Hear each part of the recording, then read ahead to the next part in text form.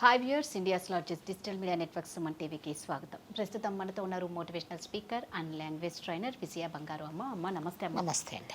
అభయ incident August 9న జరిగితే వాళ్ళ పేరెంట్స్కి 3 కాల్స్ వెళ్ళాయి అని చెప్పేసి ఈ ఒక 2-3 డేస్ బ్యాక్ మనకి తెలిసింది. అయితే ఇది డే 1 జరగాల్సిన విచారణ, ఫస్ట్ చేయాల్సింది ఇదే పని. కానీ ఇంత లేట్ ఎందుకు అయింది అర్థం కావటం లేదు.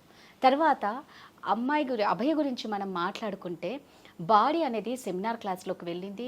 బాడీ మీద బ్లూ కలర్ బెడ్షీట్ ఉండడం అనేది కూడా అది ఆపరేషన్ థియేటర్లో ఉండే బెడ్షీట్ ఇక్కడికి ఎందుకు వచ్చింది, డోర్కి గొల్లం లేదు, ఇలా 1,000,000 అనుమానాలు కామన్ పీపుల్కి కూడా అర్థమైపోతుంది అనమాట.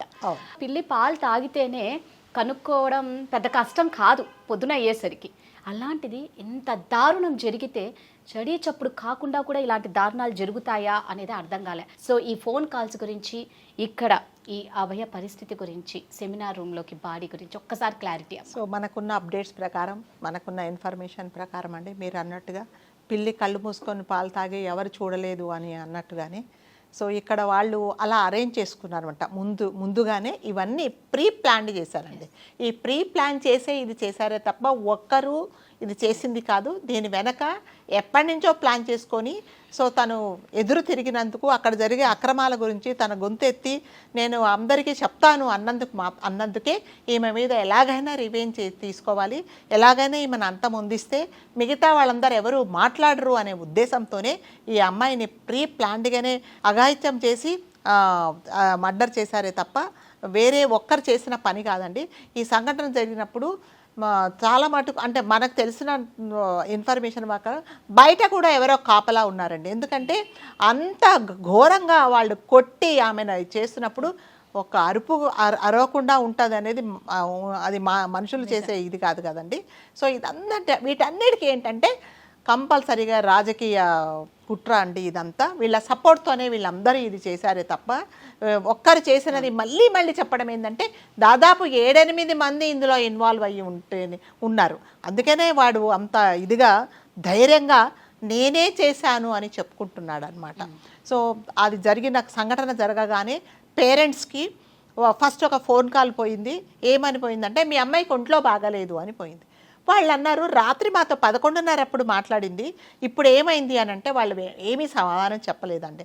సరే వాళ్ళు హడావుడిగా సరే వెళ్ళి చూద్దాము అన్నట్టుగా వాళ్ళు తయారవుతూ ఉంటూనే there about to like start అవుతుంటే మళ్ళీ ఫోన్ కాల్ వచ్చి చాలా సీరియస్గా ఉంది అని మళ్ళీ చెప్పారు. సో మేము దారిలో ఉన్నాము అంటే ఇంకా ఎంత టైం పడుతుందంటే వచ్చేస్తాం సార్ ఒక 10-15 మినిట్స్లో అని వచ్చారు. మళ్ళీ 3వ కాల్ ఏమైపోయిందంటే సూసైడ్ చేసుకుంది అని వచ్చింది. అదేంటి సూసైడ్ చేసుకోవడం ఏంటి? ఇప్పుడు ఒక్కసారి చూడండి తల్లిదండ్రుల మైండ్ సెట్ ఎలా ఉంటుంది చెప్పండి. ఒక డ్యూటీకి వెళ్ళి అమ్మ నేను రేపు పొద్దునే వచ్చేస్తానని 11:00 మాట్లాడి సడన్గా బాగాలేదని లేకపోతే సీరియస్గా ఉందని 3rd కాల్ సూసైడ్ చేసుకుందని అంటే ఆ తల్లిదండ్రుల మైండ్ సెట్ ఎలా ఉంటుందో ఒకసారి మనం ఆలోచించాలి.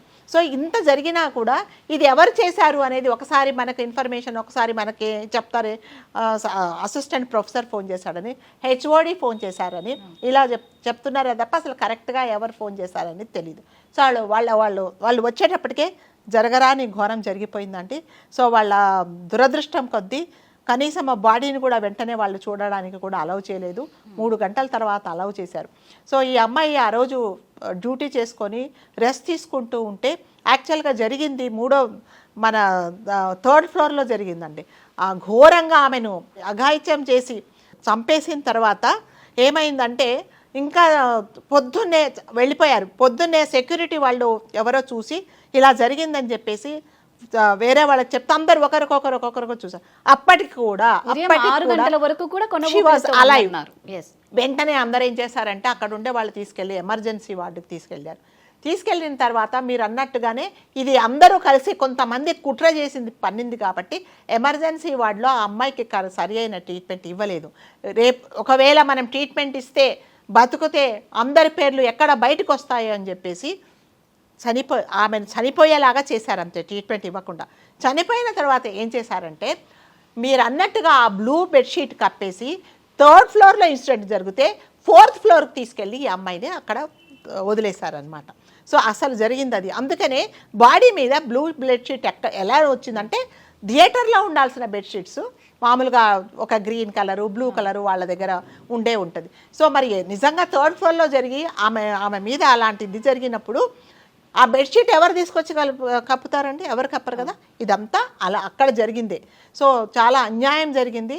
సో దీనికి అందరికీ కారణం ఏంటంటే మళ్ళీ చెప్పుకోవడం, ఇదంతా రాజకీయ నాయకులు కొంతమంది సపోర్ట్ చేయబట్టి మాత్రమే ఇది జరిగిందండి. సో తర్వాత అతన్ని మనకు సీసీ ఫుటేజ్లో క్లియర్గా అతను పైకి వెళ్తున్నది కూడా కనిపించింది. అతన్ని అడిగినప్పుడు నేనే చేశానని చెప్పాడు. చేశానని చెప్పిన తర్వాత మళ్ళీ ఏం చెప్పాడంటే నేను చేయలేదు అని చెప్పాడనమాట కన్నీళ్లతో. ఫస్ట్ ఎందుకు అలా చెప్పావు అంటే నన్ను పోలీస్ వాళ్ళు భయపెట్టారు, అందుకని నేను చెప్పాల్సి వచ్చింది అని చెప్పాడు. 2 సార్లు అతనికి టెస్ట్ చేసినా కూడా లై డిటెక్టర్ పెట్టినా కూడా అతను ఒకటే చెప్తున్నాడు, నన్ను ఎవరో ఇరికించారు, నన్ను ఫ్రేమ్ చేశారు, నా సంబంధం లేదు అని నేను చాలా క్లీన్ అన్నట్టు అతను చెప్పాడనమాట. సో ఇంత జరిగినా కూడా ఒక స్త్రీగా, ఒక సాటి మహిళగా అయ్యో ఈ అమ్మాయికి అన్యాయం జరిగిందే అని సపోర్ట్ చేసి తనకు తను బాధ్యత తీసుకొని నేనున్నాను అని చెప్పకపోగా ఒక మహిళా మంత్రి, సీఎం, చీఫ్ మినిస్టర్ ఏమాత్రం సపోర్ట్ చేయకుండా నా బాధ్యత లేదని మన ప్రైమ్ మినిస్టర్ గారికి ఒక లెటర్ రాశారు. మీదే బాధ్యత, మాదేమీ లేదని. మళ్ళీ ఇది రీసెంట్గా ఏం రాశారంటే మీరు తొందరగా ఈ సమస్యను పరిష్కరించకపోతే ఇక్కడ జరిగే అల్లర్లు పక్క రాష్ట్రాలకు కూడా వెళ్తాయని, అంటే పక్క రాష్ట్రాల వాళ్ళు కూడా చెయ్యండి అని ఇండైరెక్ట్గా ఆవిడ చెప్తున్నారనమాట. సో అక్కడ అసలు నీ power everything is in your hand, నువ్వు చేయాల్సింది పోయి వేరే వాళ్ళ దానికి ప్రైమ్ మినిస్టర్ గారికి చెప్పారు. ఒక స్త్రీగా ఏం చేయాలండి, ఇలాంటిది జరిగినప్పుడు తల్లిదండ్రుల దగ్గరికి వెళ్ళి కంపల్సరీగా కలవాలి. అలా చేయకపోగా వీళ్ళందరూ స్టూడెంట్స్ ఎవరైతే ఈమె తరపున ధర్నా చేస్తున్నారో, నిరసన వ్యక్తం చేస్తున్నారో వాళ్ళందరూ రాజకీయ గూండాలు అని ఆవిడ ఇచ్చేశారు. వాళ్ళను వీళ్ళు ఎవరో సపోర్ట్తోనే ఇవన్నీ చేస్తున్నారు అన్నప్పుడు ఈ అమ్మాయి తల్లికి తెలిసి ఆ అమ్మాయి చాలా బాధపడింది. నా కూతుర్ను పోగొట్టుకున్న బాధ, నా కడుపు కోత మీకు తెలియదు. సో మీకు కూడా ఒక ఫ్యామిలీ ఉంటే అది తెలిసేది. మీకు పిల్లలు లేరు, మీకు అట్లాంటి బంధాలు అలాంటివి ఏమి లేదు. కడుపు తీపి అంటే ఎలా ఉంటుందో తెలియదు. ఇవాళ నా కూతురు నా దగ్గర లేకపోవచ్చు, ఇక్కడ ఉండే వేల కొద్ది లక్షల మంది ఎవరైతే నా కోసం, మా ఫ్యామిలీ కోసం, మా అమ్మాయి కోసం ఇంత ఇదిగా సపోర్ట్ చేసిన వాళ్ళందరూ నా పిల్లలే ఆమె అని చాలా కన్నీటితో చెప్పింది.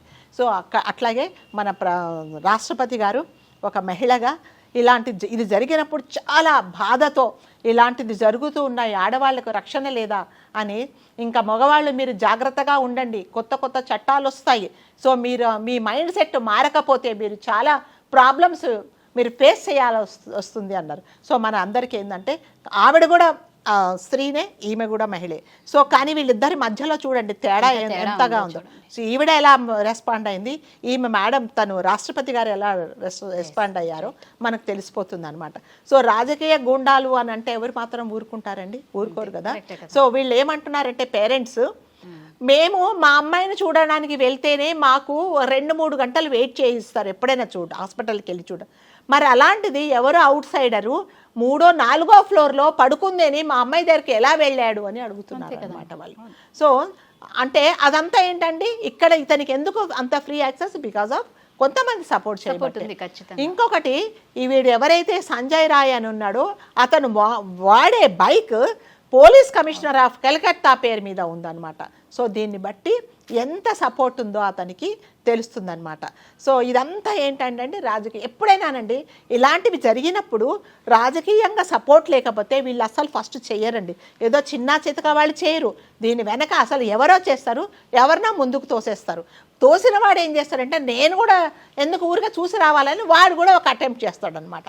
అందుకే ఇదంతా ఏంటంటే సపోర్టే, ఈ రాజకీయ సపోర్ట్తోనే ఇలా చేశారండి.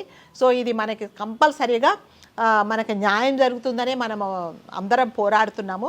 సో మా రాష్ట్రపతి గారు చాలా మనకు వ్యతిరేకంగా కాకుండా, ఆమెలాగా కాకుండా, మమతా బెనర్జీ లాగా కాకుండా నేనున్నాను మీకు సపోర్ట్ చేయడానికని తను వెళ్ళినప్పుడు కూడా పిల్లలు అడిగారు, అమ్మాయిలందరూ, మేడం మరి మాకు ఇలా జరుగుతున్నాయి, మాకు ఎక్కడ రక్షణ, మేము ఎక్కడ బతకాలి అంటే తను ఒకటే అన్నారు, నేనేం సమాధానం చెప్పలేకపోయాను. ఒక రాష్ట్రపతిగా కాకుండా ఒక స్త్రీగా వాళ్ళతో పాటు నేను కూడా ఒక స్త్రీని కాబట్టి నేనేం సమాధానం ఎందుకంటే ఇలాంటి అరాచకాలు రోజు రోజు జరిగిపోతున్నాయి.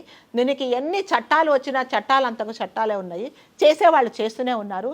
సో దీనికి ఎవ్వరు ఏం పరిష్కారం చెప్పలేదు, నేను కూడా ఏమి చెప్పలేకపోయాను అని తను ఒక ట్వీట్ చేశారనమాట. ఇప్పుడు మామూలుగా రాష్ట్రపతికి రాఖీ కట్టనికి వెళ్ళినప్పుడు కూడా మీకు ఏం కావాలి అని అడిగారు. అడిగినప్పుడు ఆమె ఇలా సమాధానం చెప్పారనమాట. అంటే పిల్లలు మాకు రక్షణ కావాలి అని అడిగారు. అంతే, వాళ్ళు ఏమి అడగ మీకు ఏం కావాలి అని అడిగినప్పుడు మాకు రక్షణ కావాలి అని అడిగారు.